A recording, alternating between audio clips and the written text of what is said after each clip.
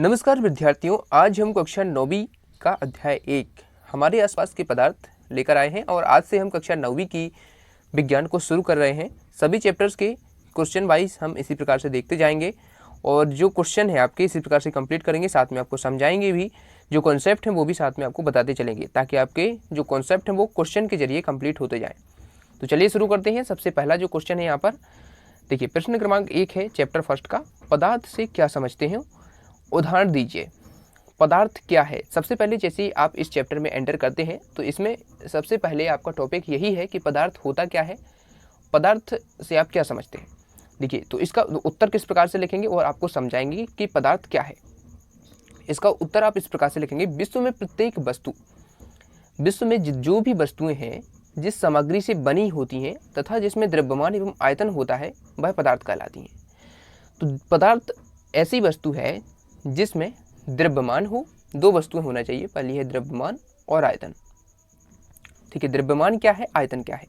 द्रव्यमान होता है जैसे कि किसी वस्तु में पदार्थ की कितनी मात्रा उपस्थित है उसे हम द्रव्यमान बोलते हैं, और आयतन होता है कि किसी पदार्थ को किसी बर्तन में जैसे आप रखते हैं तो कितनी जगह घेर रहा है, जितनी जगह वो घेर रहा है उसे आप आयतन बोल सकते हैं। ठीक है, तो पदार्थ ऐसी वस्तु है जिसमें द्रव्यमान और आयतन दोनों होता है। इसको उदाहरण आप देख सकते हैं, पारा, कार्बन, ऑक्सीजन और नमक, कोई भी ले सकते हैं, जल भी एक पदार्थ है। ठीक है, तो आप यहाँ पर याद रख सकते हैं, ऐसी वस्तु जिसमें द्रव्यमान और आयतन होता है वह पदार्थ कहलाती है। इसकी डेफिनेशन इस प्रकार से लिख सकते हैं आप, विश्व में प्रत्येक वस्तु जिस सामग्री से बनी होती है तथा जिसमें द्रव्यमान एवं आयतन होता है वह पदार्थ कहलाती है। ठीक है, तो ये आपका क्वेश्चन नंबर फर्स्ट कंप्लीट हुआ। अगला क्वेश्चन आप देख सकते हैं, पदार्थ की कितनी अवस्थाएं होती हैं, उनके नाम एवं प्रत्येक का एक उदाहरण दीजिए। पदार्थ की कितनी अवस्थाएं होती हैं। देखिए, पदार्थ हमने पढ़ लिया है कि कोई भी वस्तु जिसमें आयतन हो और द्रव्यमान, वह पदार्थ कहलाती है। अब हमें पदार्थ की अवस्थाएं देखनी है। पदार्थ की 3 अवस्थाएं होती हैं, मुख्यतः 3 होती हैं, चौथी अवस्था भी है लेकिन मुख्यतः 3 अवस्थाएं हम पढ़ते हैं, ठोस, द्रव एवं गैस। ठीक है, तो ठोस क्या होता है, द्रव क्या होता है और गैस क्या होता है। देखिए, ठोस क्या होता है, जैसे कि आप देख सकते हैं लकड़ी, लोहा, ये सभी ठोस हैं, ये भी पदार्थ हैं, ये ठोस है। द्रव आप देख सकते हैं, द्रव है जल और दूध। ठीक है, जो बहने वाले पदार्थ हैं वो द्रव हैं। और गैस हवा हो गया, ऑक्सीजन, कोई भी गैस आप ले सकते हैं। तो ये सभी गैसेस के उदाहरण हैं। आपको यहाँ पर ध्यान देना है, द्रव और द्रव्य में अंतर है। द्रव होता है बहने वाले पदार्थ होते हैं जैसे कि जल, दूध, और द्रव्य क्या होता है, जो द्रव्य आपका होता है ये पदार्थ ही है। ठीक है, पदार्थ को ही द्रव्य बोलते हैं।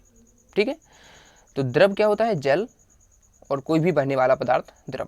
तो पदार्थ की 3 अवस्था होती हैं, ठोस होता है, द्रव होता है और गैस। ठीक है, ये आपको अवस्थाएं पढ़नी है। तो इस प्रकार से इसको लिख सकते हैं, पदार्थ की कितनी अवस्थाएं होती हैं, उनके नाम और प्रत्येक का उदाहरण आपने बता दिया है। अगला क्वेश्चन अब देखते हैं, प्रश्न क्रमांक 3 आपका इस चैप्टर से, विसरण से क्या समझते हो, उदाहरण दीजिए। देखिए, विसरण क्या होता है, 2 पदार्थों के कणों का स्वतः मिलना विसरण कहलाता है। आपने देखा होगा, जब आप अगरबत्ती को जलाते हो तो अगरबत्ती की गंध आप तक कैसे पहुंचती है, विसरण के द्वारा ही पहुंचती है। क्योंकि अगरबत्ती से जो धुआं निकलता है उसकी सुगंध आप तक पहुंचने के लिए उसे वायु में घुलना होता है। जो अगरबत्ती का जो धुआं होता है वो वायु में घुल जाता है। तो इस प्रकार से आप देख सकते हैं, वायु और जो अगरबत्ती का धुआं है वो आपस में मिल जाता है, तो उनके कण आपस में मिल जाते हैं, तो उन कणों का स्वतः मिलना विसरण कहलाता है। उदाहरण आप देख सकते हैं, पानी भरे बीकर में स्याही की एक बूंद डालने पर, इसको भी आप उदाहरण ले सकते हैं। पानी भरे बीकर में, जैसे आपने एक बीकर लिया, उसमें पानी को भर दिया, ठीक है, उसमें आपने स्याही की एक बूंद डाल दी, तो आप देखेंगे कि स्याही फैलने लगेगी। ठीक है, तो इस प्रकार से उनके कण जो हैं वो मिल जाएंगे, तो इसे हम विसरण बोलते हैं। ठीक है, तो प्रश्न क्रमांक 3 आपका हुआ। प्रश्न क्रमांक 4 आप देख सकते हैं, गलनांक से क्या समझते हो, शुद्ध बर्फ का गलनांक कितना होता है। देखिए, गलनांक क्या होता है, वह स्थिर ताप। ठीक है, गलनांक एक ताप है, वह स्थिर ताप है जिस पर कोई ठोस द्रव अवस्था में परिवर्तित होता है, कोई ठोस द्रव अवस्था में परिवर्तित होता है।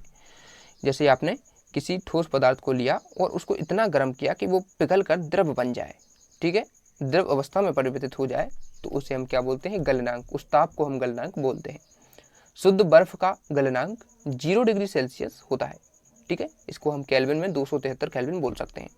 273 केल्विन और डिग्री सेल्सियस में 0 बराबर ही है टेम्परेचर। ठीक है, तो गलनांक वह ताप है जिस पर कोई ठोस द्रव अवस्था में परिवर्तित होता है, जैसे कि आपने बर्फ़ को लिया और उसको आपको, जैसे आपने बर्फ़ का एक टुकड़ा लिया, उसको आपको द्रव में बदलना है तो आपको उसका टेम्परेचर 0 डिग्री सेल्सियस करना होगा, क्योंकि पहले उसका जब वो बर्फ़ थी, वो टुकड़ा बर्फ़ था, तो उसका टेम्परेचर माइनस में कुछ होगा, -4 डिग्री सेल्सियस, -5 ऐसा कुछ होगा। लेकिन जब आपको इसको द्रव में परिवर्तित करना है तो उसका 0 डिग्री सेल्सियस आपको टेम्परेचर करना होगा, तो वो पानी में बदल जाएगा। देखिए प्रश्न क्रमांक 5 आप देख सकते हैं, क्वथनांक से क्या समझते हो? शुद्ध जल का क्वथनांक कितना होता है? क्वथनांक से देखिए, क्वथनांक क्या होता है? वह स्थिर ताप जिस पर कोई द्रव वाष्प में बदलता है, ठीक है, वाष्प में बदलता है, उसे क्वथनांक कहते हैं, ठीक है। इसको हम इंग्लिश में बॉइलिंग पॉइंट भी बोलते हैं। तो वह स्थिर ताप जिस पर कोई द्रव वाष्प में परिवर्तित हो जाता है, जैसे कि आपने पानी को लिया और उसको गर्म करना शुरू किया। जब पानी को आप गर्म करेंगे तो क्या होगा, उसमें वेपर्स बनेंगे, ठीक है, वेपर्स बनेंगे और इस प्रकार से वो द्रव अवस्था से गैस में प्रवेश करेगा, ठीक है, वाष्प में बदलता जाएगा, तो इसे हम क्वथनांक कहते हैं। शुद्ध जल का जो क्वथनांक होता है 100 डिग्री सेल्सियस होता है, या इसको केल्विन में 373 केल्विन लिख सकते हैं। 100 डिग्री सेल्सियस होता है, यानी कि आपको पानी को जब आपको वाष्प अवस्था में बदलना है, द्रव अवस्था से गैस अवस्था में बदलना है, तो आपको 100 डिग्री सेल्सियस पर उसको उबालना पड़ेगा। अब देखते हैं अगला क्वेश्चन, क्वेश्चन नंबर 6 है, वाष्पन की प्रसुप्त या गुप्त ऊष्मा को परिभाषित कीजिए। तो वाष्पन की जो प्रसुप्त या गुप्त ऊष्मा है वो क्या होती है? देखिए, जो वायुमंडलीय दाब होता है, जो वायुमंडल में जो दाब है, उसमें जो प्रेशर होता है, उसको क्या करेंगे, जो एटमॉस्फेरिक प्रेशर होता है उस पर 1 किलोग्राम शुद्ध द्रव को, 1 किलोग्राम आपने कोई शुद्ध द्रव लिया, जैसे कि पानी ले लिया, ठीक है, उसको आप क्वथनांक, उसके क्वथनांक पर, क्वथनांक आप देख सकते हैं क्या होता है, 100 डिग्री सेल्सियस पर जब आप पानी को उबालेंगे तो वो वाष्प में परिवर्तित होने लगेगा। तो 100 डिग्री सेल्सियस पर जब आप उबालेंगे पानी को, तो क्या होगा, वाष्प में परिवर्तित होगा। तो वाष्प में परिवर्तित करने के लिए आवश्यक ऊष्मा उस पदार्थ की वाष्पीकरण की प्रसुप्त या गुप्त ऊष्मा कहलाती है। देखिए, जितनी ऊष्मा की जरूरत है, जितनी ऊष्मा की आवश्यकता है वाष्प में पानी को बदलने के लिए, उसे ही हम क्या बोलते हैं, वाष्पीकरण की गुप्त ऊष्मा। तो इस प्रकार से आप इसको समझ सकते हैं। और अब हम देखते हैं अगला क्वेश्चन, क्वेश्चन नंबर 7 है, वाष्पीकरण से आप क्या समझते हैं? अब देखिए, वाष्पीकरण क्या है? किसी द्रव का उसके क्वथनांक से नीचे तापमान पर स्वतः ही वाष्प में बदलने की घटना वाष्पीकरण कहलाती है। देखिए, आपने जैसे ही पानी को उबालना शुरू किया, यानी कि पानी को गर्म करना शुरू किया, तो वो उबलने से पहले ही उसमें से वेपर बनने लगेंगे, वाष्प बनने लगेगा और वो द्रव से गैस में पहुंच जाएगा, ठीक है, द्रव अवस्था से गैस अवस्था में पहुंच जाएगा। तो द्रव से गैस अवस्था में पहुंचना और उसका पानी से वाष्प में बदलने की घटना, यही तो वाष्पीकरण है, ठीक है। तो वाष्पीकरण का आप आसानी से लिख सकते हैं, वाष्पीकरण क्या है? किसी द्रव का उसके क्वथनांक से नीचे तापमान पर, जो क्वथनांक क्या होता है, उबलने के लिए जो टेम्परेचर उसको चाहिए उससे कम तापमान पर ही वाष्प बनने लगता है, वाष्प में बदलने की घटना ही वाष्पीकरण कहलाती है। संघनन किसे कहते हैं? अगला क्वेश्चन है, क्वेश्चन नंबर 8 है, संघनन किसे कहते हैं? संघनन किसी गैस के द्रव अवस्था में बदलने की घटना। किसी गैस को आपने लिया और उसको आपने संघनित किया, ठीक है, उसका जो टेम्परेचर है वो कम किया, तो वो द्रव में बदल जाएगा, ठीक है। जैसे आप वेपर्स लेते हैं, जो वाष्प होते हैं उसको आप लेते हैं और उसको आपने संघनित किया, उसका कम टेम्परेचर किया, तो वो गैस से द्रव अवस्था में बदल जाएगा, ठीक है। तो इस क्रिया को संघनन कहते हैं, ठीक है, इसको आप याद रखिए। क्वेश्चन नंबर 9 है, क्वथनांक, क्वथन से आप क्या समझते हैं? ठीक है, क्वथन से तो आप देखिए, किसी द्रव को गर्म करने पर उसके क्वथनांक पर उसके वाष्प में बदलने की घटना क्वथन कहलाती है, ठीक है।